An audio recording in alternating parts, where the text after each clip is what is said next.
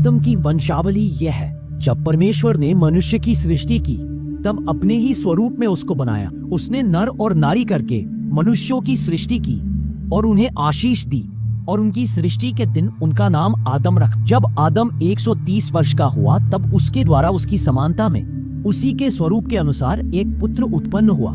उसका नाम शेत रखा। और शेत के जन्म के पश्चात आदम 800 वर्ष जीवित रहा और उसके और भी बेटे बेटियां उत्पन्न हुई और आदम की कुल अवस्था 930 वर्ष की हुई। तत्पश्चात वह मर गया।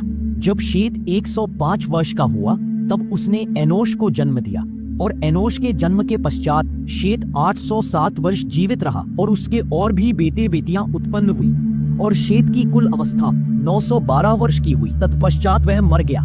90 वर्ष का हुआ तब उसने केनान को जन्म दिया और केनान के जन्म के पश्चात एनोश 815 वर्ष जीवित रहा और उसके और भी बेटे बेटियां हुई और एनोश की कुल अवस्था 905 वर्ष की हुई। तत्पश्चात वह मर गया।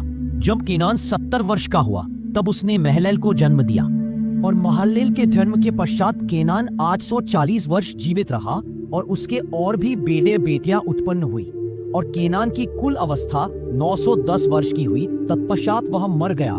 जब महललेल 65 वर्ष का हुआ तब उसने येरेद को जन्म दिया और येरेद के जन्म के पश्चात महललेल 830 वर्ष जीवित रहा और उसके और भी बेटे बेटियां उत्पन्न हुई और महललेल की कुल अवस्था 895 वर्ष की हुई। तत्पश्चात वह मर गया।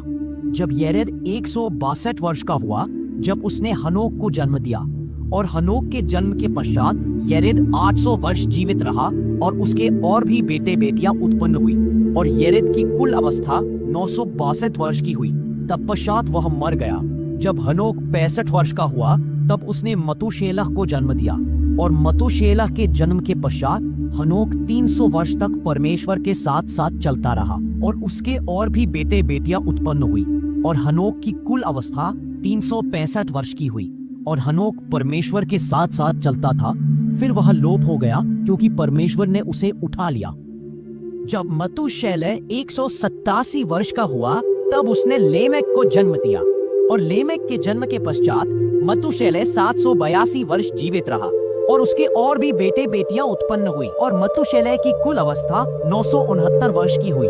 तत्पश्चात वो मर गया। जब लेमेक 182 वर्ष का हुआ तब उसने एक पुत्र जन्म दिया और यह कहकर उसका नाम नूह रखा कि यहोवा ने जो पृथ्वी को शाप दिया है उसके विषय ये लड़का हमारे काम में और उस कठिन परिश्रम में जो हम करते हैं हमको शांति देगा।